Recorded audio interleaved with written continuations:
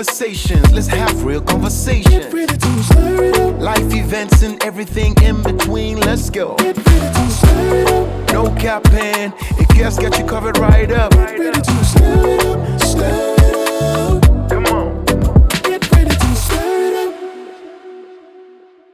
Welcome to Stir It Up.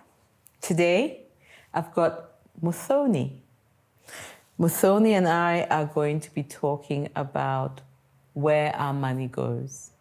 It's a conversation about taxes and good governance and citizenship. I think it might be a good thing for us to start by Muthoni introducing yourself. Well, my full name is Muthoni Kimani. I am a tax specialist. I'm majorly practicing in Africa, covering about 23 countries so far, but with affiliation to the rest that make up to 54 of our markets, but also just liaising with also global taxes for the functions that I have served in different places. I have about 15 years of experience in the field. I've worked at Deloitte, I've worked at PwC. Both are two of the big four global consulting firms. And currently, I'm the Africa tax lead for WPP Scan Group. Welcome. Thank you. So taxes are one of those things that make us all very uncomfortable. Tell me about it. And we often ask, where does our money go? Because we don't always see how taxes impact our lives or what difference they make in our lives. I want us to start talking about the context of, why taxes exist in the first place. So, why do taxes exist? What are they used for? Let's start from there. So tax is, very simply put, is like rent. Tax is the rent you pay for existing in a civilized country. Okay.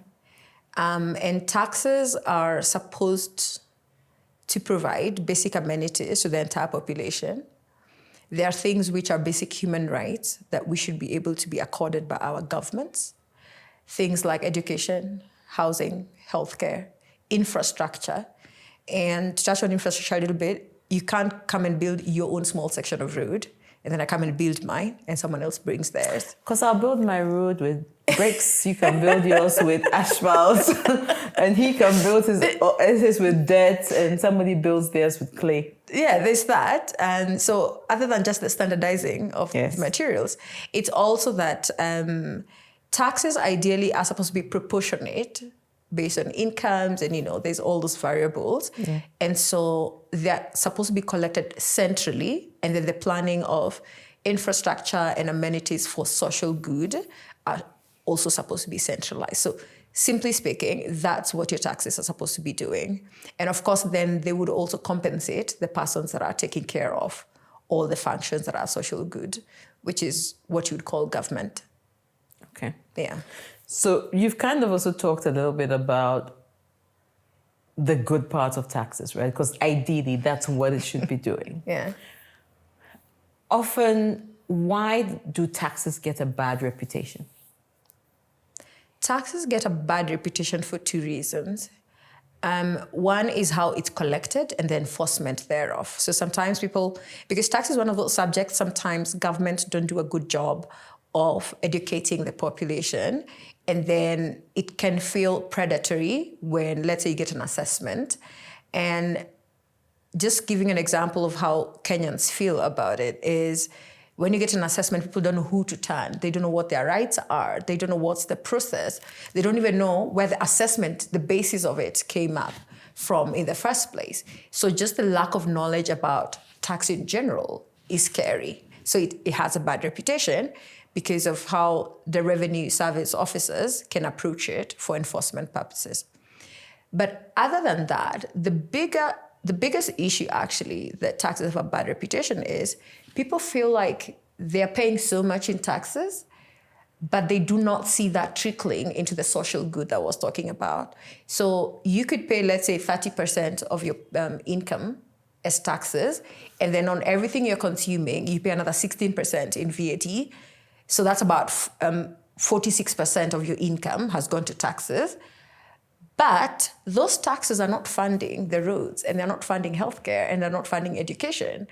Just this week, we saw that the preliminary budget in Kenya, for example, does not have a provision to fund national exams for school children. So how are they going to be funded? Well, I hope they're going to revise the budget because there's still time between now and June. But the fact, just something like that, there is no allocation for something so basic as children education, for public education exams, makes people feel, where is our money going? It's not trickling down to social good. Why should I even bother paying it? Because you're suffering. The enforcement is a pain, as I said earlier, but I'm also not seeing the public benefit. That is why they have a bad reputation. So I hear you. And, you know, in business or in any situation, when you're outside of it, it's easy to make a lot of assumptions. Right. About why something is not working. Mm-hmm. And it's easy to say, I could fix it if I was in this situation. Mm-hmm. And we see that with governments a lot of the time. Sure. When you're out of power, you say, this is easy, I can do this, I can do this. And then you come into... And then you get swept up the same way? And you get swept up the same way. Mm. What are the things that might be making it difficult for governments, for legislation, to use our taxes the way they should be used, which is in service of the greater good, right? Mm-hmm. In the provisioning of the relevant services for people, whether it's public housing, whether it's utility companies that are properly structured, right? Because you will pay for the utilities, but somebody needs to lay down the infrastructure, right? Whether it's road. What are some of the struggles that you see that exist that make it difficult for the utilization of the funds that are collected?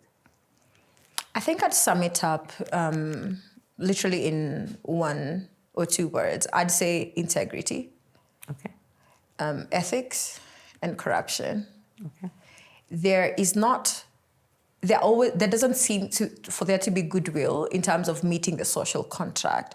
What I'm calling the social contract is the citizens know and want to contribute to common good, but when they do, is the government holding up their end of the bargain? And the challenge with many governments, including ours, is corruption. So some people will want to say, if someone wanted to be elected president, there's all the people that funded the campaign that were on their end and who were going to be rewarded with posts, like being part of economic advisors or being given, say, a ministerial position and that sort of thing. So what we've seen happen in our parts of the world is inflated governments, inflated councils, inflated council of ministers and advisors, such that the wage bill, the recurrent wage bill, is so high, even if we've collected a lot of revenue, we first fund the recurrent expenditure, which is salaries. So there isn't much left going to trickling down to development. Okay. Even when sometimes there is money allocated to development, those people who've now been put in there to pay a political debt, some of them, are not good custodians and they're not prioritizing what the population needs. And so they end up spending development money or awarding themselves or their friends, and then they don't, let's say, even if they award their friends a contract to do a road, the person doesn't do a good job. Okay. So the investment doesn't last long. So every other year, the road has broken down. You're back to square one. You'll still come back to square one. So I'd say all of that, lack of ethics, very poor integrity, if any, and corruption is one of the biggest. And I'm not saying that everybody in the government is corrupt or in the revenue authorities. I think there are some good people who are trying to do a good job. But overall, I think a system is only as good as its weakest link. So even if and we have a lot of good policies that people are putting up, very good research that has come up, but that trickling down to operationalization, to impacting the greater good, is hindered by a few people in there who obviously don't want it to work a particular way because they're in it for self-gain. So there are many things that the population does feel they're not getting anything at all. And it is clear to them that the social contract is not being held up by the government on their end. Okay. I hear you, and I'm sure that many Africans across the continent will resonate with this thought, right? Because, I mean, back home, the sentiments are very similar, where it goes back to the idea of political party financing. And we've always had these robust debates and said, listen, the first thing you need to check is how our political parties finance, because if you're able to put that in check, then the ripple effect of who then begins to be part of government or who gets contracts later on can be managed. So I can see how different people, whether it's across Ghana, it's in Nigeria, whether it's in South Africa, which are probably some of the big countries, would also kind of see, oh, I see that and I get that. Where do you think we begin to make the switch or the change? And I'll tell you why I asked this question. Because there needs to be a starting point of sorts, right? Mm-hmm. Because there are all these taxes that we collect that, you know, some of them are just regular taxes, but there are all these suspicious taxes that also we collect. I'll give you an example. In my country, we started collecting the e-levy. It's now been scrapped since there was a change in government. But we're still collecting the COVID levy. We are how many years post-COVID? And then the question is, okay, is that going into a piggy bank of sorts in service of a future pandemic? How is the money being utilized? There is no accountability there, right? So certain things are masked, certain things are unclear. How do we start? If you were some kind of advisor, where would you be saying that we need to start driving this change? I think as a people, both in government, as specialists and professionals, but also as the ordinary person on the street, I think each of us, has to change first. I do believe truly that a lot of the people we choose as leaders, politicians, are a reflection of ourselves. We do not choose good leaders. We do not choose them based on promise of, say, better governance. Many times it's along tribal lines. Okay. I think that's very sad. Sometimes people choose not because I like the candidate, but because I want to punish someone else that I don't like. I think each of us needs to choose the right leaders for the right reasons. But what if it's the better of two evils? What if there is no real right leader at play? So there's that. So as a starting point, okay, that weeds out the bigger evils, okay? But I do hope. And I think that's fair. Yeah, but I truly wish that we could have an option that we don't have to choose a lesser evil. Got it. Yeah? But in a situation where that's presented, obviously you're left with which is not a good choice anyway, to choose a lesser evil. But I really wish that men of integrity, women of integrity would truly rise and, stand for those elective posts. So that's the first part. And then the other thing is we need to allow our institutions to work. The Constitution and how governments are made, there's an executive, there's a judiciary, and the separation of power. And the separation of powers. So we don't allow our institutions to work the way they should. Because there's a reason those exist as checks and balances. If someone did something wrong against a particular code or against the Constitution, it should be possible to have that investigated and prosecuted, and then due process followed towards whether it's punishment. If it's theft of public goods, there should actually be both personal punishment, but also a collecting and repossession of any funds or property that has been purchased by funds that have been stolen from the population. So it's a balance of several things. It is each of us as a person serving in a particular office doing the right thing, but which started as how you exercised your vote, but also allowing the different arms of government to work the way they are supposed to work. I get that. It's each of all of those things. So staying within this conversation of doing something different, if we were going to, let's say Muthoni was a tax consultant for the government of Kenya, and you were meant to be designing a somewhat different tax system that was ideal, what are the things that you would keep? And what are the things that you would change in service of both sides of the divide? And when I say both sides of the divide, I'm talking about the revenue collectors and the government so that they're able to mobilize the right levels of revenue for development and, for the public purse, but also just to drive the agendas that are in service of the public, but also for the citizens, so they're also in a better place where they're getting their needs met, whether it's from an infrastructure perspective or from social needs. What would you keep and what would you take out?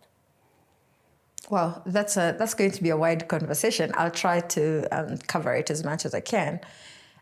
One, the way we make the budget making process here, the government decides what it wants to do in terms of I wanna pay several ministers, and then other priorities, for example, like say if it's like funding the army, defense, and then which is important business. So I'm just saying the way we do it currently is we decide all the things we want to pay for.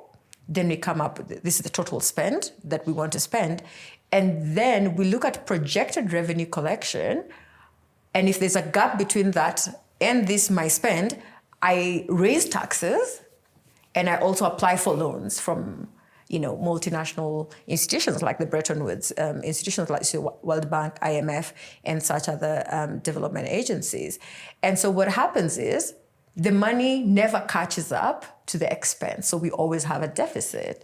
But I feel like the right way to do it without stressing the population too much is, first of all, to decide what are our non-negotiable spending as a country. So defense, like you said, it's quite important and would be top on the list. But also just to audit, for us to continue to be able to thrive as a country and to grow our economy, we need a healthy population and they need to be well educated and well trained. So healthcare and education obviously come right in there and they're primary. For us to be able, for example, to this healthy working population that's producing whatever economic activity, those things need to go to market. So then comes in the infrastructure and the road network. And right in there also is like supply of power to power these industries. So we need to come up with such basics. So it's a bottom-up approach, right? Yes. And it's not. It's more around prioritization than a wish list. And then it's not a wish list. No. It's prioritizing and saying these are the key things that we need to sustain, and not just making this long wish list. Mm-hmm. Okay. And then think about it from someone who doesn't earn a lot of money. Let's say someone who earns 30,000 shillings a month, like a cleaner or someone in the. Do they even earn that? 30,000 shillings. I'm grabbing a number out of thin air as an average. Okay, as an average. Right, so 30,000 shillings a month, and let's assume that's already net of taxes. Yes. This person needs to pay rent, but they also have kids, and these kids need to be fed and clothed, and they need to go to school. And this person needs to retain some money in their account to be able to fund the day-to-day, like fare to go to the office and whatnot. So someone like that, how do they budget? They know what the basics are. A roof over my head, and they can't go to Lavington. Yeah. It's some sort of informal, affordable housing sort of situation. They cannot afford private school, obviously. No. So they find a convenient government school. They cannot afford, clothes off the rack at the mall. So they go to a thrift store in the local open-air market. Yeah. They cannot afford to buy their things, vegetables in the supermarket. So they go to an open-air market and bargain. So that's the kind of budgeting I think we need to do in terms of prioritization as a government. We don't have money, but what are our non-negotiables? We start there. any additional revenue that's collected then can go into other things. One of the things which, if our government budgeted first with priorities and non-negotiable, is it would help to eliminate all this recurrent expenditure that's completely unnecessary. Bloated governments, whether at county level or at national government level, these bloated, these economic advisors, and there's a panel of several of them. So that's from a revenue, budgeting, and collection perspective. The other thing that I would do is I would make sure that people are actually able to view, the entire population from a transparency perspective is able to view and verify for themselves where the money went.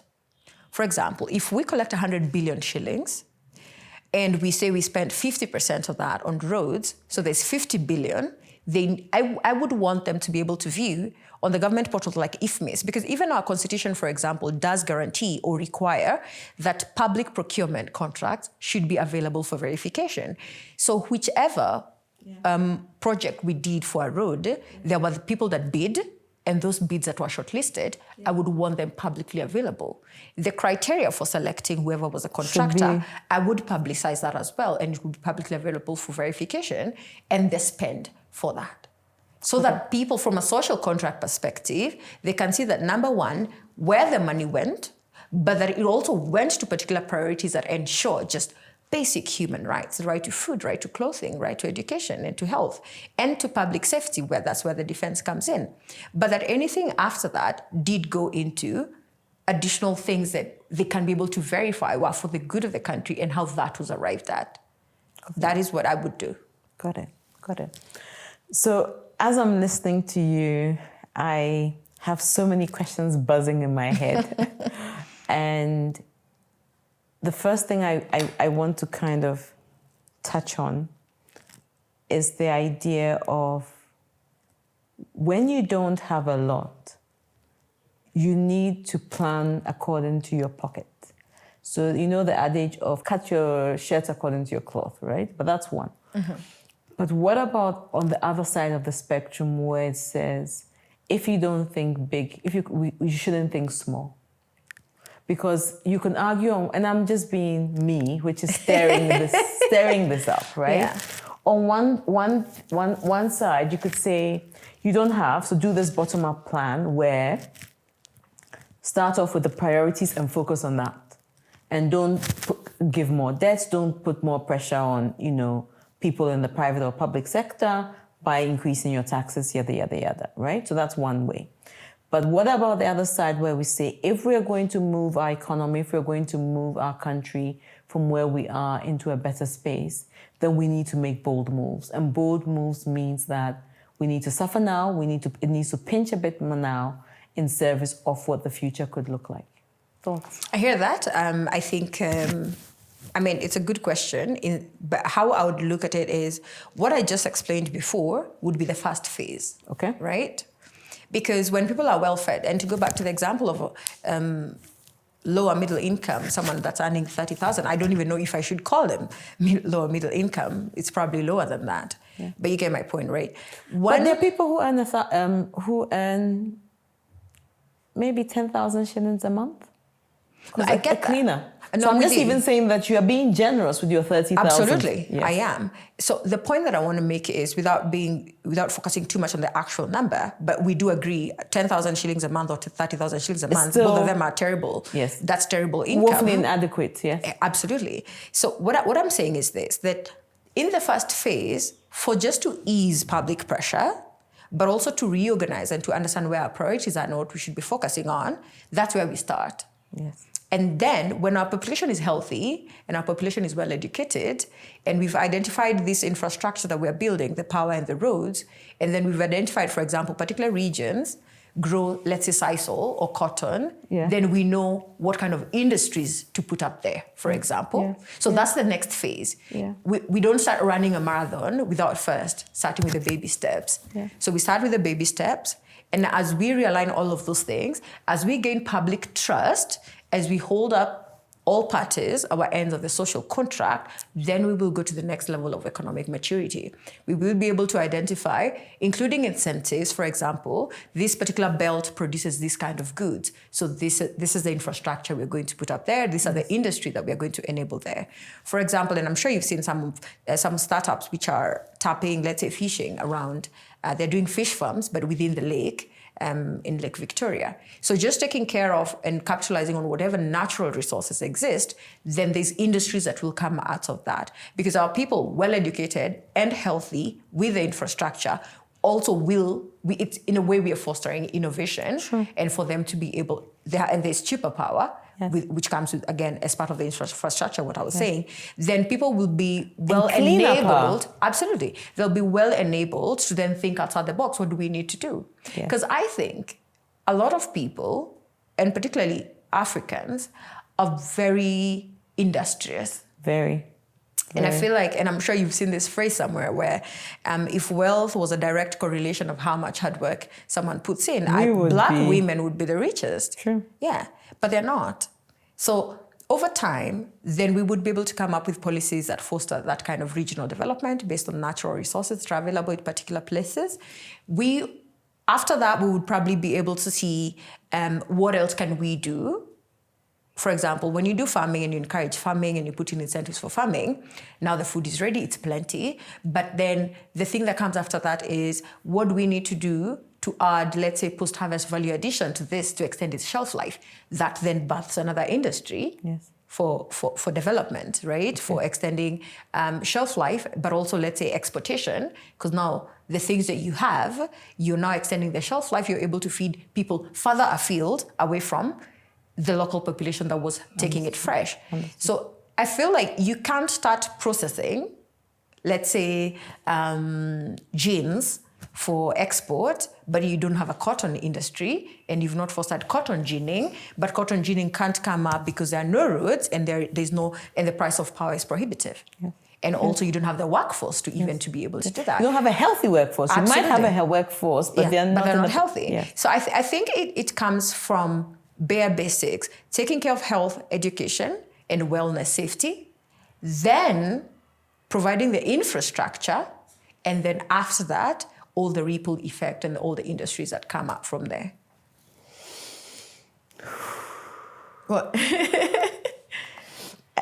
I hear you. And I think because I have run companies and healthy companies, I can see that the fundamentals, if done right, you can see the benefits. Right. Right. And I don't want to be overly simplistic, but running a nation is like running a company. It's just that it's like 100 times, maybe 200 times bigger.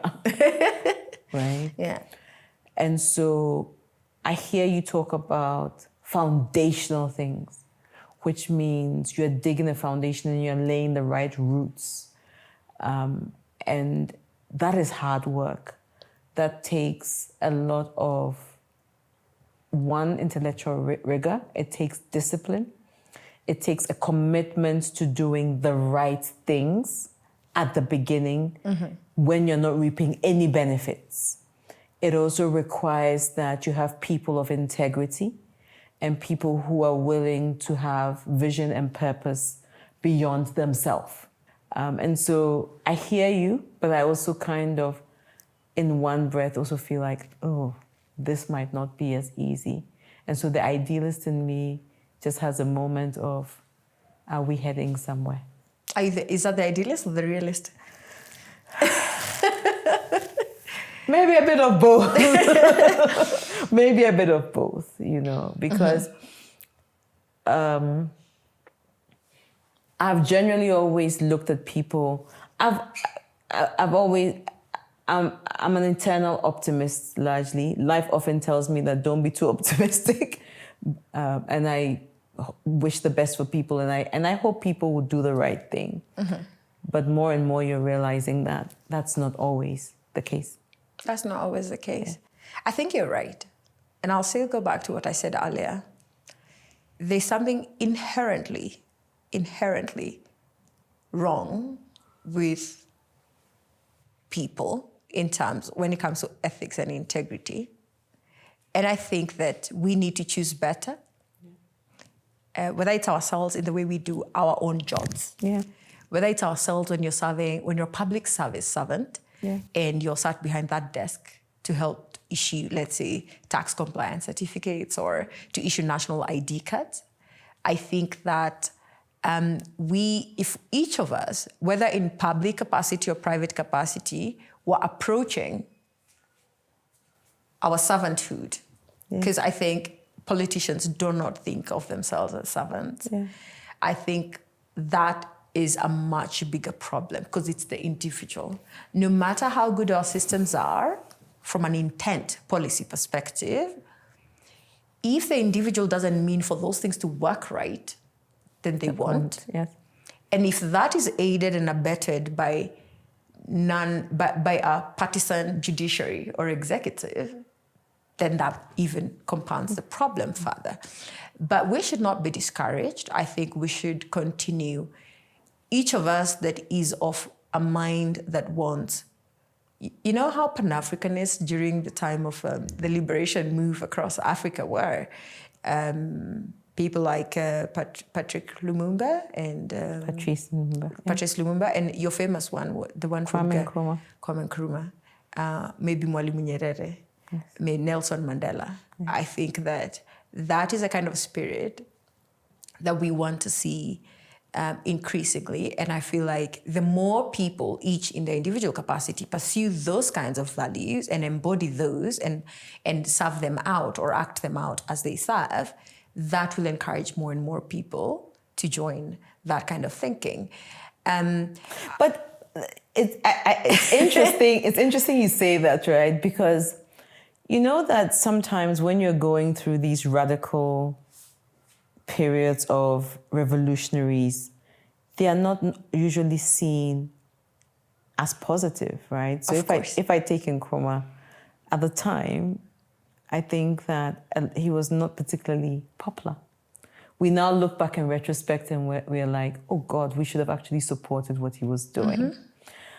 You take Nelson Mandela, and yes, throughout the freedom fight, he was very popular.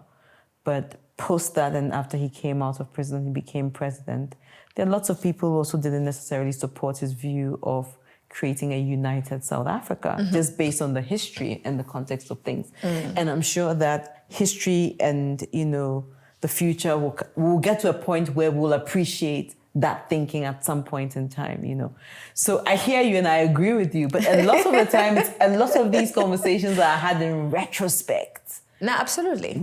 I'm with you 100%. I think Nelson Mandela, for example, now that you mention it, is a lot of Black people then wanted him, once he became president, for example, to do what Mugabe did, to chase out all the white people and to repossess all the farms.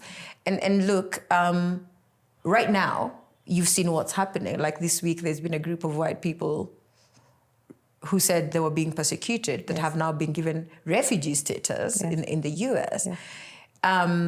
Do I agree with the fact that he didn't push them out? I don't know, because I see both sides. Like, I see why he didn't want to throw them out and to repossess, and then... Because they have invested in the place. No? Well, I'll say they have invested, but then the question is, from a base perspective, the land was stolen. And Black people were taken into concentration camps and restricted under apartheid. So, so you've invested. But you've also disenfranchised a big part of South Africa. So I feel like he should, if it were me, I'd probably have tried to find some way of recompense to everybody. I think sometimes we and leaders have to take the difficult path of trying to correct some historical injustices, because just the way they were so huge, they'll forever have a ripple effect if no action is taken in that regard. And I'm sure you've seen this even with Red Indians in the US. Even closer home in Kenya, we do have communities that were moved from their homes and put in concentration camps by British colonials. And and some of them to date don't have land. And a lot of like our freedom fighters who, I don't know if you know the Kapenguria 8. No, I don't. You look that up later. But yeah, there's these guys that were leading the Mau Mau, the struggle for freedom. Some of them were in Mau Mau, some of them were, from Central Province, a lot of Kikuyus. There were some generals who were from Meru. There were some Luo guys, some of them, there were people that were fighting for freedom from every part of the country, from all the different tribes. And sometimes our history presents as if only the Kikuyus fought for freedom, which I think it's pretty sad, because Kenya is not just Mount Kenya. Kenya has lots of communities, and each of them, in their own fronts from where they come from, were fighting for independence. And each of those communities also are different franchises in their own ways. And I think we should have that conversation. Yeah. There has been like the Ndungu Land Report, which I think was never implemented, which I think because of that, we spend a lot of public resources doing good reports and policies, but we do not implement them. Mm-hmm. And in part, I understand why someone would hesitate to implement it, because it is painful. Yeah. For example, if a particular area was stolen by the British from a particular community or family, and then they want that right to return to their own land, but I bought it from like a third generation something or other, and I put up my house on it, it's gonna hurt if the land has to go back. But we need to have those kinds of conversations in national interest. As to how it trickles down, that's gonna be a different one. It's a different one. But you are right. One of the things that I talk to a lot of my guests about is I am usually a peacemaker. So I like to find middle ground. But the stirrer in me often says you need to pick a side. Mm-hmm. So when you talk about the South Africa situation and we talk about, yes, ownership of the land was Black South African. Yes, white South Africans invested in the land. But the land was stolen, and South African apartheid as a system excluded the owners of the land from enjoying the benefits of the land. And for however many years, were treated a certain way, which was inhumane, full stop, right? Mm. So post-apartheid, how do you bring everybody to a certain level that is almost on an equal footing? Or bring them along, because the truth is that they are several years behind. And yes, there were things like the BEE that was meant to begin to equalize, but how much equalization can that do, And so I hear you, and I get the sense that sometimes you do need to pick that hard line and say, you know what, this happened. Yes, we can't, throw the baby away with the bathwater, but we're not going to be kumbayaing. We're going to make really hard decisions about how we invest in the Black communities, how we take them out of slumhood, how we re-educate them, how we create the right jobs for them, yada, yada, yada, as a way of beginning to equalize, So I kind of wanted to kind of go back to that, where sometimes you can't be neutral. You do need to pick like a really hard line.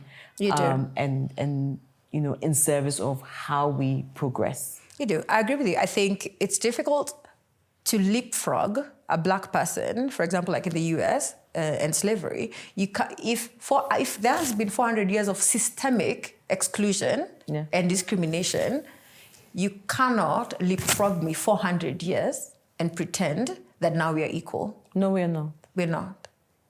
Even generationally, the mindsets put one at a disadvantage, because it's almost like you're in the prison of the mind to a certain extent. So forget about what's happening around you. There are things that you're probably ingrained in your mind that you cannot do just by virtue of what has happened and where you are. Mm-hmm. So you would think that, we are all living in the United States, we've all gone to the same schools and so on, so we all think. But deep down, you think, oh, this job, could I get this job? And you're actually second guessing yourself. Whereas other people would not second guess themselves because they feel like. That's why people are always saying, I want the audacity of a blue-eyed white man, an average white man, because they don't have the kind of fears that we do when we're going into a situation. They just show up and do whatever. And then the thing is, they're very secure in doing that. They know even if he doesn't get the job, he's going to be fine. He's going to get another one. And that confidence in yourself that comes from that culture is what we should be teaching our children. But our children will not learn those things if we ourselves are not healed from our historical trauma and experiences that hold us back. We don't know how to teach them that because we also don't know it. Everyone needs therapy. We do. We do. Yeah. Let's come back into the conversation of taxes and talk about the different buckets of taxes. And I want to bring it back as a way of educating, teaching. So there's the income tax. What does that mean? There's the VAT. What does that mean? There is Excise duty, stamp duty, customs. Yes. Okay. You know, so a few, but the most popular ones, right? Right. And then maybe tell us a few unpopular ones or not common, right? Yeah. There is the withholding tax. What does that mean? Let's talk a little bit about that, just as a way of creating a bit of knowledge around that as a way of revenue mobilization. Okay. So taxes are in two buckets. Okay. There's income tax and not income tax, but let me say direct tax and indirect tax. Okay. So direct tax is what is called tax on income. Many times we'll see it as corporate income tax if you're a company. Okay. If you're a person who provides services, you will see it as withholding tax. Okay. So that's a direct tax. That's a direct tax. Got it. Because this is the income, then they're taking a percentage of that directly at source when someone is paying you. Yeah. Then another direct tax, which many of us will be familiar with, is pay as you earn or PAYE. I saw you agree. So that comes out of your funeral that many people absolutely. have. So it comes out of your payslip directly. Many people don't think as PAYE as withholding tax. It's withholding. It's withheld. Withholding just means the person that's paying you is holding it back. They withhold it at source before they pay you. So PAYE is a type of withholding tax. But most direct taxes, if not all, are actually income taxes. Okay. That is direct tax. All right? Indirect taxes are not on income. Indirect taxes are usually on consumption. Okay. A good and that's what ends up being called transactional taxes. Withholding tax sometimes is seen as a transactional tax, but what I mean about a transaction is when you're selling a good and then someone is levying the tax directly on it. So it's a tax. Indirect taxes are usually taxes on consumption. Most of them will be VAT, value-added tax. So that every time you go to your supermarket checkout and you've bought goods, you will see VAT at the bottom. Many African countries will have 16 or 18%. Yes. A few have 15. Nigeria has one of the lower ones. It has 7.5%. They're being gracious. Yeah. So and then there is so indirect taxes. You have VAT, you have excise duty, you have customs and import taxes.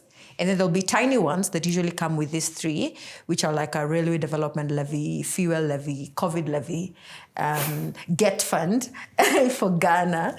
So all of those, many of them are charged when you're charging VAT. Got it. So VAT will be, for many countries, you'll have a VAT code, like a VAT Act, and then it will have a couple of schedules. So you may have like the first schedule, which will be exempt supplies. What that means is those things, when you go to buy, they don't get charged VAT. Yeah. It just says an E on the till, at the till number. And then you have another schedule that's called zero rating. So zero rated goods means at the time of buying, it's charged 0%. Got it. Not to be confused with exempt. Got it. On the receipt, it may look like the same. There's no VAT charged. Okay. But from a costing of the goods perspective, the exempt goods actually end up being more expensive than zero-rated goods, but Why? I'll come back to that. I'll come back to that shortly. And then the other class will be standard-rated goods. So standard-rated goods or services will not be listed on the VAT Act. Okay. So what a VAT Act will do for many countries generally, it will say if a good or a service has been listed as exempt or zero-rated, if it's not on those two schedules, it means it's standard. So whatever the rate applies, then if your thing or service or good does not fall in any of those two schedules, it will be charged VAT at whatever is the current standard rate. Got it. Sometimes some countries like Kenya used to have a reduced rate for fuel and electricity. So it used to be like 12%, but now everything is standardized. So the things also, if there's a specific lower rate than standard for particular goods or services, then those would also be listed. Now, coming back to your question on what's the difference between exempt and zero-rated. Zero-rated goods means any VAT you pay on inputs like raw materials, you can claim it in full as a refund from the government. For exempt... Do they pay? There's politics around it, but it gets paid. Okay. It gets paid. It may take you some time, but it gets paid. Okay. For exempt goods, it means there's no refund or claim for input VAT. Do you know what that means? Tell me. It goes to overheads. Anything that goes to your overhead cost, it becomes part of the cost of the good before a markup is applied. Right. So, for example, if So it's more. it gets, that's what I meant, that exempt goods are actually more expensive than zero-rated goods because of the cost base. In fact... Because it increases your cost base fundamentally. Absolutely. In fact, in some instances, you'd rather have your goods standard rated than exempt. So give me examples of goods that are exempt. In Kenya, for example. So they'll keep saying things like bread. So bread keeps jumping from zero to exempt, depending on the politics of the day. But bread is a fundamental. Absolutely. So staple. And now we're coming into the heart of the matter in terms of how citizens can understand these terms and what it actually means on their pockets and the cost of living, right? So let's say bread is zero-rated. And let's say this bread has a cost base of 100 shillings. If the inputs, those 100, are all vatable, you paid VAT, input VAT on that. In the class when the bread is exempt, the 16% that you paid becomes part of cost base. Yes. So your cost base is 116. Yes. For zero-rated goods, because you can claim it, and for standard-rated goods, because you can claim it, the cost base remains 100 and 100. Because you're going to claim that 16. Absolutely. Yes. So if you put a markup on these, right, including the 116, so in these three different buckets, if you put a markup, the cost base for the exempt is higher. Yes. I get it. So sometimes politicians will make very populist remarks and say, we've moved this thing from standard or zero, it's now exempt. So in terms of layman's language, people here it's not subject to any taxes whatsoever. But from a cost-based impact perspective for the manufacturer, the retailer, it means something completely different. yeah. So it ends up hitting you more on the till. That was VAT. So the other indirect tax I mentioned is excise duty. Let's stay on VAT. Stay VAT, okay? So you and I have had many conversations on VAT by consumption, VAT when you're doing cross-border business. Do you want to touch on that a little bit? Because that's something that affects quite a lot of businesses. It does. So a lot of African country rules are around consumption and performance and delivery, which sometimes can be against the global rules for VAT. VAT globally will follow the destination principle, meaning where the customer is, if they're cross-border, then there's no VAT if they're not in your country. Got it. Because it's cross-border, so it's 0%. Yes. What African countries do, they do something, especially for services, because goods is a bit more clear. Because it's either the good tangible. It's tangible. You can see it cross the border points and everything else, and so it will be subject to more of the World, the World Trade Organization and customs and the HS codes when it passes the border and all of that. For services, though, it gets complicated because a service, depending on how each jurisdiction interprets it, they will start with where is a place of performance. So if I do a service, a consulting tax service here, and I am not leaving the country, I am here, then it's assumed I performed it here. Yes. And because I performed it here, VAT can land on that. But then the product is consumed in Tanzania. So that's the thing. So you look at place of performance and place of consumption.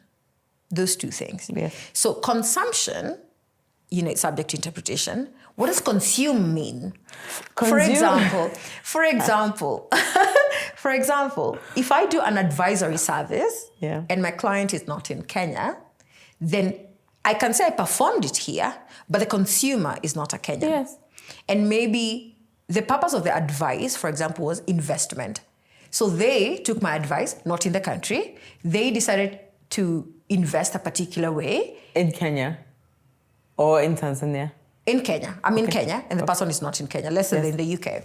So if I advise them, give them investment advice, then they are taking the investment decisions from outside of here. Yeah. So I've exported a service. Yes. What they do with that information, if they even invest, that's besides the point. Okay. But if I do advertising, I advise how to advertise. So in that case, where is the VAT charged? So the VAT will be 0% because it's an export. Depending on the code. There's a year, 3 years ago in Kenya, we deleted the exported services from zero rating. So we were charging standard rates regardless of where you are, which went against the destination principle for VAT globally. Understood. Yeah. So it depends on the government and how the law is worded. Okay. Yeah. You're going to give another example. A different example would be like advertising. So advertising, sometimes the revenue authorities will take the position that you bought the media, you were hired by a non-resident client. You bought the media, you took out the ad in the newspaper, and the people that saw it are here in this country for the media. But the consumption is here, so then the VAT will be charged on it here. Yeah, so like for Ghana, it doesn't matter where the client is or where whoever is the person paying for the service, based on how the VAT code for Ghana is worded. Okay. Yeah. But for Ghana, my thinking is VAT is based on consumption. So once the end consumer is in Ghana, you would be paying VAT on it. But there's that. But you have to understand who is the consumer. Is it the person seeing the advertisement, which is the general population? Or the client? Or is it the client that's paying for that service? So tell me, who is it? According to the Ghana tax code, it's the local market that's viewing the media. So that's what, exactly. Yeah, but that's the Ghana.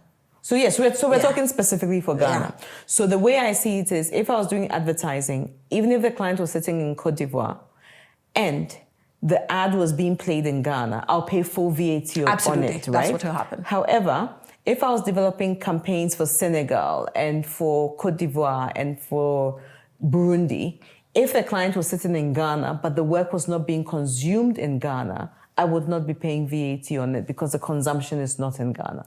Yes and no. Okay. If the client was sitting outside of Ghana, I would definitely be paying VAT. I would not be paying VAT because it's on beyond it. scope. Because it's beyond scope. Absolutely. But if the client is in Ghana, but the work is being consumed outside, what happens? Because you're in Ghana, and you're performing the work in Ghana, the way the Ghana tax code is worded, the person is actually sat. The person doing the service have a business in Ghana. So they have to pay the taxes. You have on to it. charge the tax. Got it. Okay. At least they withhold. No.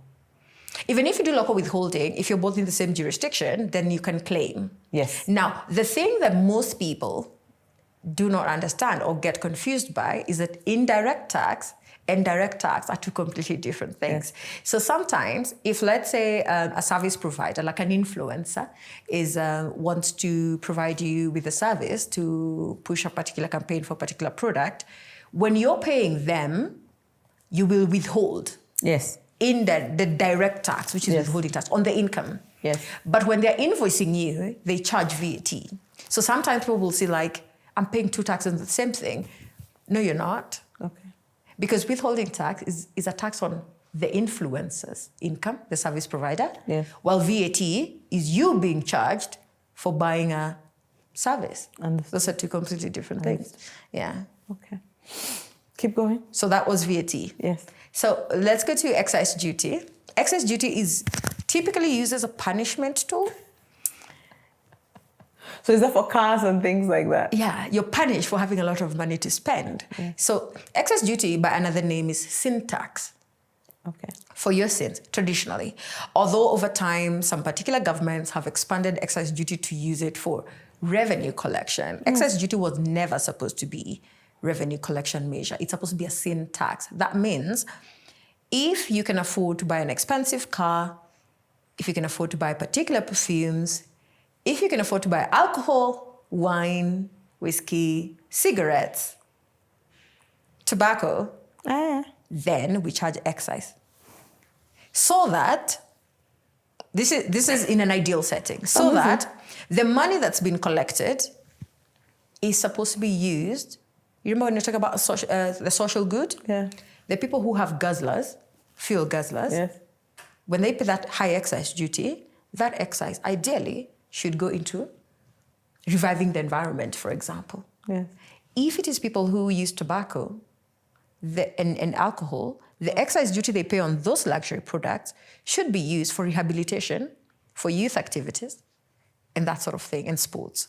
The question is, as I said earlier, when the taxes are collected and the taxpayers have held up their end of the bargain, does that tax do the thing for which it was meant? And I'm sure you've seen a lot of like betting companies, the excise duty on betting, the withholding taxes on betting, some turnover taxes on betting. Are they actually being used to tell about how betting has negatively impacted families and addictions in general? Yes. Is it flowing back into that? No. You haven't seen it. Excise duty on tobacco products is supposed to be used to, like, for Ministry of Health campaigns to teach people, let's say even, for example, you could use it to fund lung cancer research. Is that happening? No. Is it being used to teach about drug use and abuse and, you know, all of that, like for social good in schools? You don't see that. And that's part of the breakdown of the social contract. Okay. That the policies are good, the taxpayers uphold the end of the bargain, and when they don't, the government, as I said at the beginning, the enforcement measures are very, very difficult and hard to come down hard on you. So the money is collected by hook or crook, but does it trickle down into the intention for social good for which it was meant? So those are just the different types of taxes. I could go into railway development levy and fuel levy, which you pay at the pump, but do they go back, for example, into repairing roads? No. Precisely. So we understand the different types of taxes. We understand why they're being collected.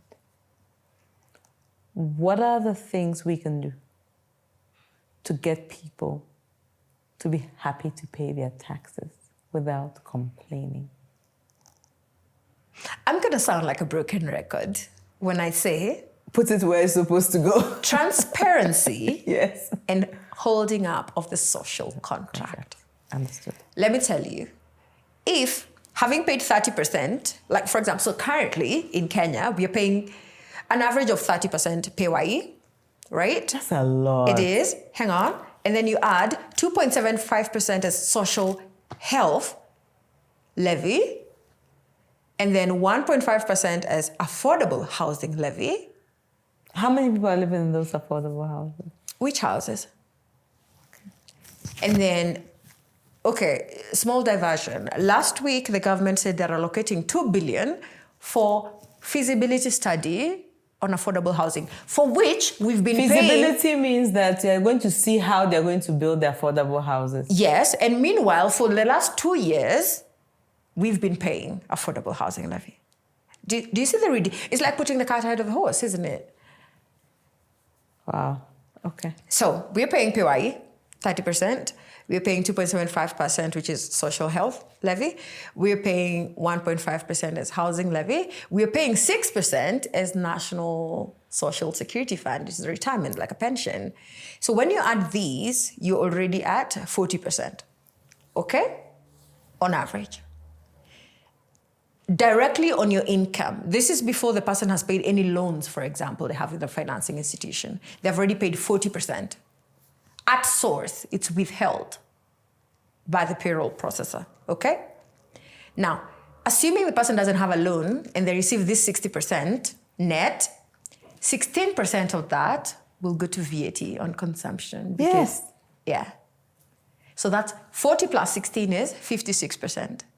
So I'm left with my net pay. Net is how much? 44%. 44%. Quick maths. Quick math.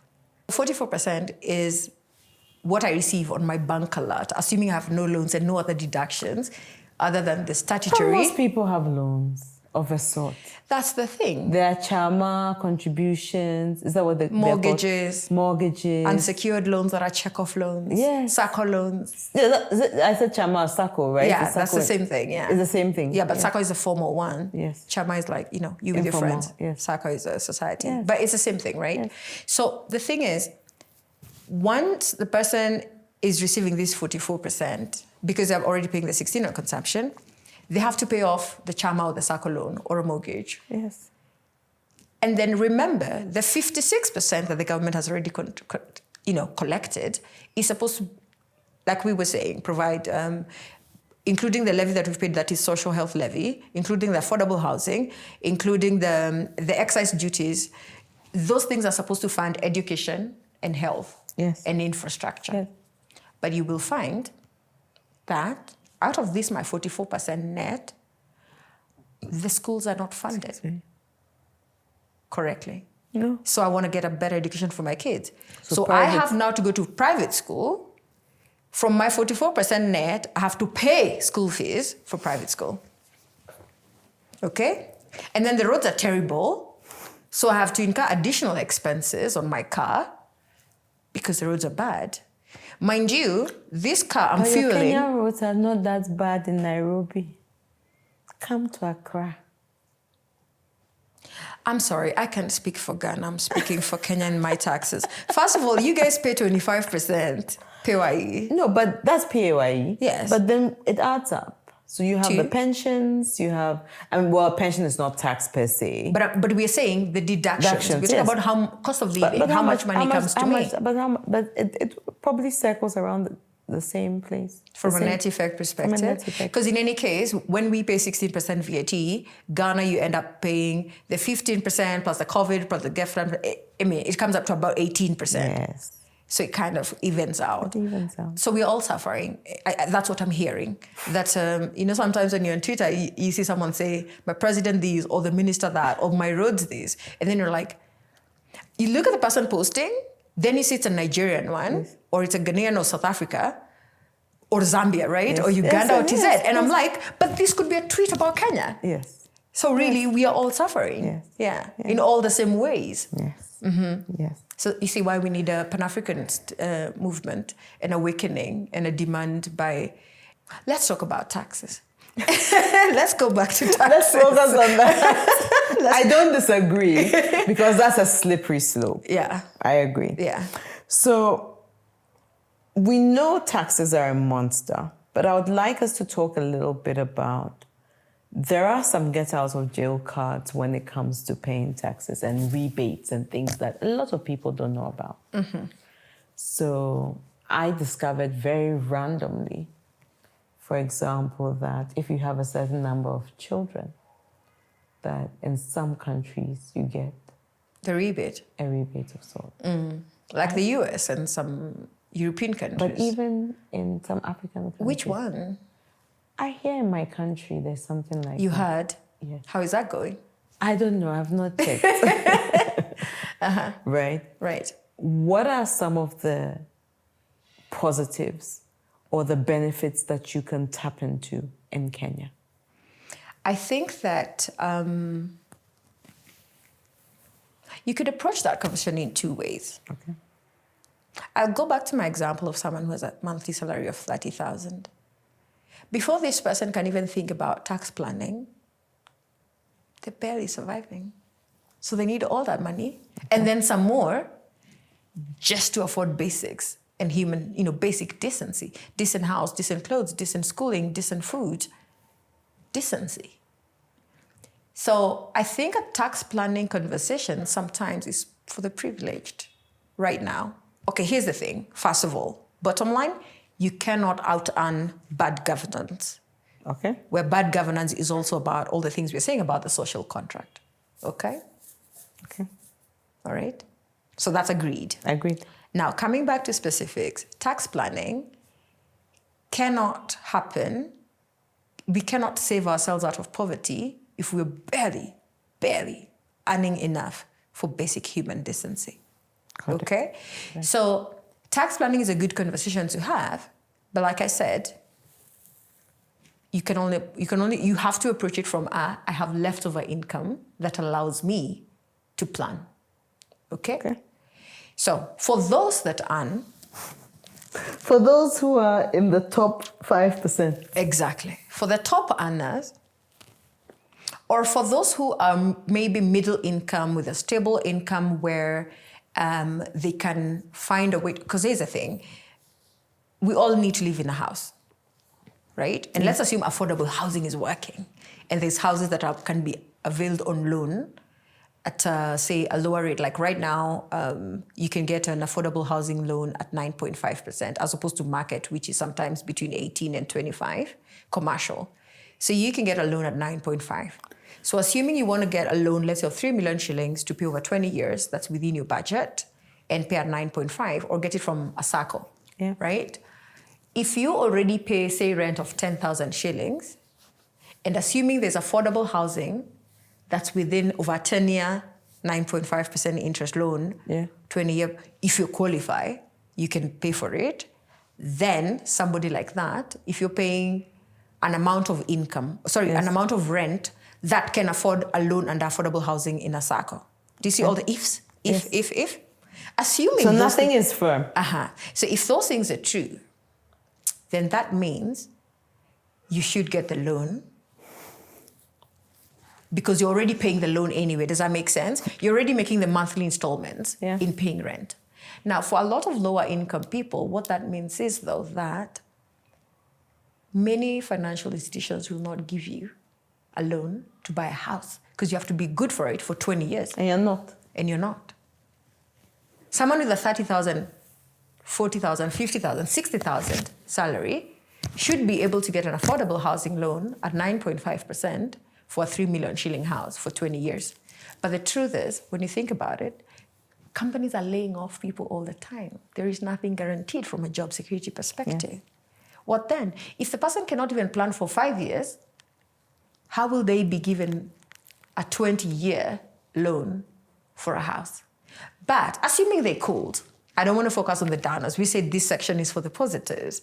If you can be able to get a loan, get it at the 9.5% affordable housing rate, and you also get a tax deduction for the interest. So that's tax planning. So if you got a mortgage, so then people you who take have a that, mortgage have a bit of a tax deduction. They do. There's a tax deduction. You pay less taxes because you get an allowance of up to 30,000 shillings per month. Okay. If you can be able to buy insurance, whether for education or for health, like life insurance, the premiums also, up to a particular amount, 60,000 in Kenya, you can get a tax exemption for that. You pay less taxes when you're paying towards that. The point is, such incentives are given so that, because you're saving for your life, you're saving for your future. So then you're not dependent on the government. So you won't be straining the government for the social services. So then you get a tax exemption now. There's a new rule that came in December around if you want to prepay or pre-save for insurance for your older age, post-retirement health benefit, when you're older than 60, you also get a tax exemption. Got it. If you're a business, for example, if you locate your business, if you want to target, for example, exports, whether it's for goods production or for services, you can put up your factory or your service in a special economic zone or an export processing zone. So that's probably a place that's not very hugely developed. Do you get exemptions for that as well?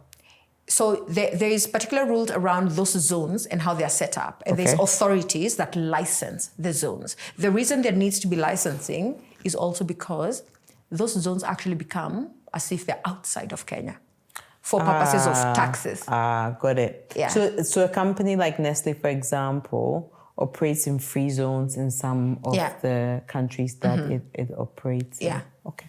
So they get tax incentives for that. Yeah. Because remember, from a government perspective, they're employing people, they're helping in infrastructure, There are natural resources. trade, etc., exploitation.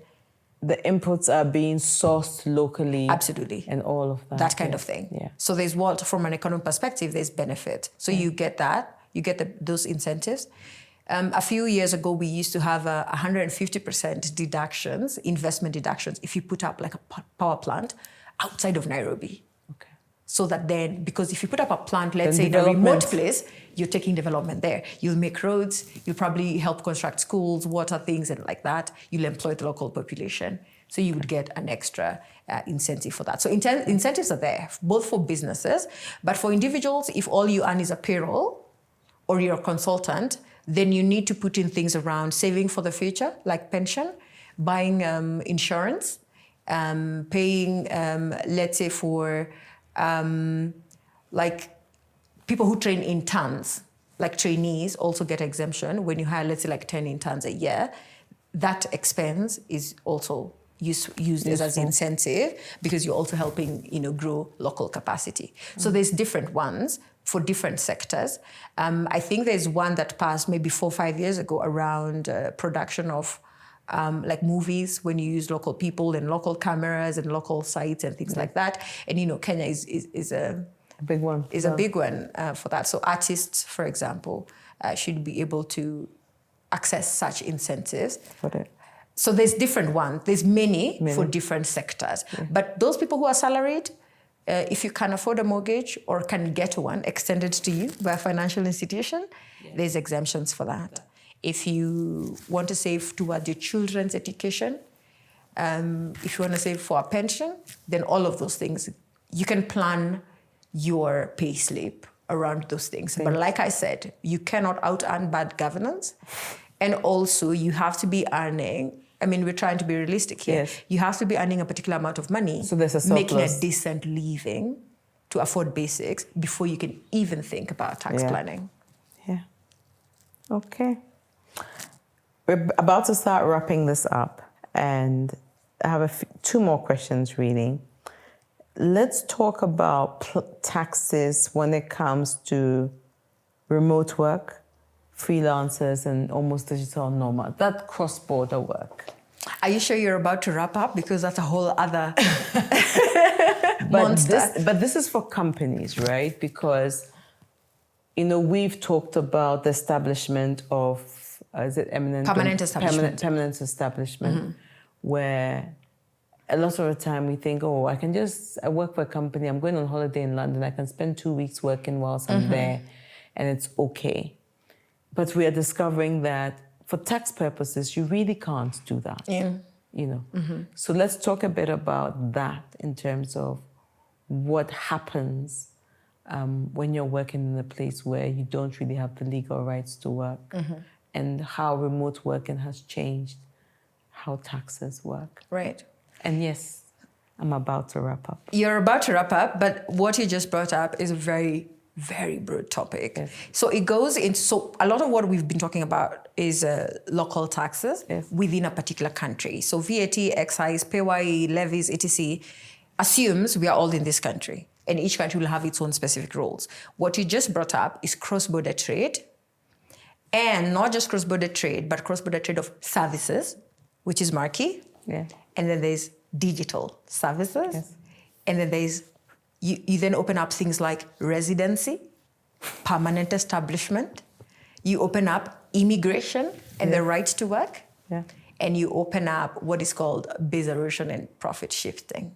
Okay. So there's a lot of work that's been done and still growing. It's a big growing area. I think COVID from 2020 has leapfrogged the particular conversation you just brought up, because at that time during COVID, it brought up the question of, if I'm doing services and have a laptop and I can do this remotely, it doesn't matter where I am located, what does that mean from a tax perspective? Yeah. And people are grounded because now airplanes are not moving and, that kind of thing. Some people ended up kind of being marooned in places where they had not even intended to be at for extended periods of time, but flights were grounded. So the truth is, a lot of government legislation moves very slowly. So while tech leapfrogged decades, during COVID, being able to have meetings and do all of those things remotely, legislation has not caught up with that. Okay? Yeah. So also for Kenya, for example, and for many of African countries, actually sub-Saharan Africa, a person is taxed where they live. So that's the point of residency. Yes. Where do I live? Accra.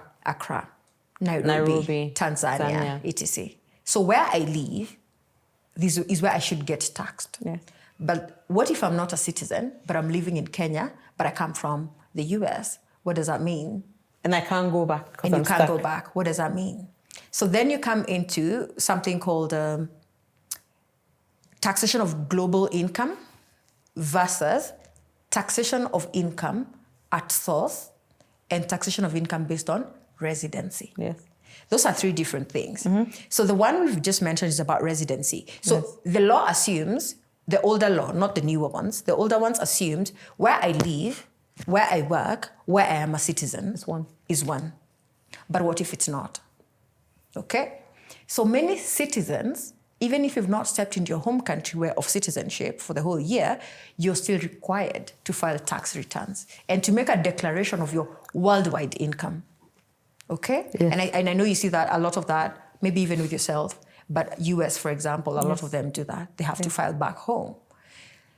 Kenya, for example, will tax you based on they can determine your taxes here based on what is called place of personal interest. Okay. So even if I'm not in Kenya, I'm in the US for a long time, but my house is here, my children are here, my parents are here. Yeah. If I died, they would come and bury me here because this is where it's considered home. Yeah. Then that makes Kenya my home Got it. for tax purposes. Even though, for example, in the other country, if I'm living and working there, I'm actually paying taxes on the income I'm deriving and earning there. Got it. Okay? So there's all those three things in conflict. Place of personal interests, place of residency, and where the income is sourced. Now, for a digital nomad, a digital worker, a freelancer, those three things sometimes will be in conflict all at the same time. Because I could be Ghanaian. Yes. Living in the UK. Doing some work for a South African and company. doing work for a South African company. Absolutely. Yeah. So all those things can be in conflict for digital workers, freelancers, and remote workers. Yeah. So you always have to look for a tiebreaker. So what will happen is many sub-Saharan African countries will tax the income at source. Okay? So they'll deduct withholding tax when they're paying you. And send it where? They retain it. If it's a Kenyan company paying you remote worker that is in the UK, I'll deduct the withholding tax and remit it to my government. So you have paid taxes here, but you're not here. Got it. The income has been taxed at source. So got that's it. the first one. Got it. Now, if you're in the UK, for example, the government might want to know who you're working for. And if, for example, you have work that is, you're not truly a consultant or freelancer because you have the power to go into binding contracts on behalf of your remote employer. Then you become a dependent agent. If you're a dependent agent, you establish a permanent establishment. You create one for your employer that's also not in the country. Which means that they also need to pay taxes. So now this company that's in Kenya needs to pay taxes in the UK. Because you, my agent, based on the substance of the work that you do, have created a permanent establishment. So the income that I'm sourcing in the UK, because of the contract that you went into on my behalf, then I have to be taxed in the UK, even though I don't have a formal registered establishment. Okay? Got it. That's different. And then overall, we have to pay taxes where the place of personal interest is, if you're an individual. But as a company, the place of effective management. What does that mean? Many companies, and I'll use an African example, many companies in the last decade have always used Mauritius as a holding company destination. But we do not have presence in Mauritius. And that was more like a tax haven kind of conversation. It was. And then at some point, Mauritius got listed on those white lists and grey listings, and now they require some sort of things for boxes to be ticked. But revenue authorities still will check where. You're not even allowed, for example, to put up, what is it called? A false, like an artificial place of effective management. we can't be flying the board, for example, to Mauritius to hold board meetings there so that we can justify that the decision was taken in Mauritius. It has to be habitual place of abode, not just the board meetings. So if your CEO, your MD, your group CFO, your group this and all group that based are based in Nairobi, you don't get to say, I have a Mauritius holdco. All of you should be taxed, because of the place of effective management. And all of those things that I'm talking about, place of effective management, taxation at source, taxation based on residency, taxation based on worldwide source, the income versus citizenship, all of those things speak to a global plan around base erosion and profit shifting. I think that the lesson I hear in here is that if you're an employer or if you're an employee working across countries, you shouldn't take it for granted that it's legal or you have the legitimacy to work in a country that you're not a citizen or you don't have the right to remain in. Absolutely. And so you should take it seriously because you could be costing your company money and you yourself could be at risk. You know, Absolutely. so I guess that would be the summary. That's a summary. So find out exactly what the implications are for yourself so you can protect yourself. Absolutely. So you need to look at the substance of your work arrangement. Yes. You need to look at the substance of how you contribute to income being earned. Yes. The responsibilities that you have towards either concluding contract or substantially concluding contracts for purpose or discussions for purpose of revenue derivation. Sure. Yeah. Got it. Yeah. Got it. I think there's so much to talk about. Too much. But we've touched on many things. Yeah. And maybe we'll find other things to get into. But thank you. What would be your final words just about thinking about as taxpayers? How should we see taxes? And how should governments also position themselves as revenue mobilizers? I think the most important thing I'd tell a taxpayer, whether they're a company or an individual, is to know what their rights are. Yes. You have a right to be heard. You have a right to appeal. You have a right to object to an assessment. You have a right to access your tax laws and understand the basis for which you're being taxed and how much you're paying in taxes. But it has to be a personal initiative. You have to try to know that. And that is not to say that governments should not embark on taxpayer education. They should. So everybody, all the stakeholders need to know what their rights are. But for taxpayers specifically, and particularly businesses and individuals, I'd ask them to be aware of their tax code. But know that you have rights. But you need to be familiar with those rights. You have a right to legal representation in case of a tax dispute. And you have channels of accelerating your appeals. The Revenue Authority doesn't just get to come and tell you, you owe me this much. Yes. They don't get to do that. You need also to be able to defend yourself. But the only way to defend yourself is by knowing what the law says. Got it. Yeah. So that is the most important one for businesses and taxpayers in general, businesses and individuals. I think for government, the thing that I'd say is they need to be kinder in terms of how they approach enforcement. And what do I mean by that? If levies weren't paid on a piece of land, for example, and this person doesn't understand the law and was not even aware that such a law existed, you don't just get to pass laws and then come to enforce. And I didn't even know that something like that existed. They need to be kinder, they need to do more taxpayer education and how they approach the enforcement itself, particularly for people who are either inhibited in terms of awareness of the law or language barrier, older people, remote places. They need to approach that in terms of, with a bit more decorum and awareness, situational awareness, so to speak. And finally, both parties need to uphold their ends of the social contract. The government doesn't get to collect money and pass all sorts of laws and demand the money from citizens, but wants zero accountability for it. They don't get to do that. Thank you. Thanks for having me. Cocktail or mocktail? Is it Friday? It is Friday. Is it is it 1559? 1659? It is 1940. Cocktails it is.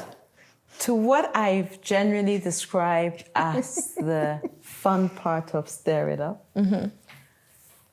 Oh, is that where the word comes from? Yes, it's part of it actually. Stir It Up is, so it's a blend of interesting conversations that stir up, but also cocktails. I like the Or cocktails. mocktails. You like, that's I like the cocktails. interesting part. And after a long day of shooting, On a Friday, no less. on a Friday, back-to-back days of creating, the only task you have is to taste this. Did you say task or obligation?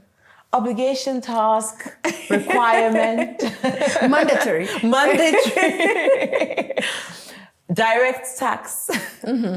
The only requirement is for you to taste it and tell me one thing that you taste. One thing? Yeah. I mean, I could just go easy and say water and ice. I mean, I want people not to tell me that. So see? here we go. But you didn't issue it in the instructions. I didn't. That was a mistake. Stir it up. Any one ingredient that's not water or ice. Let me see.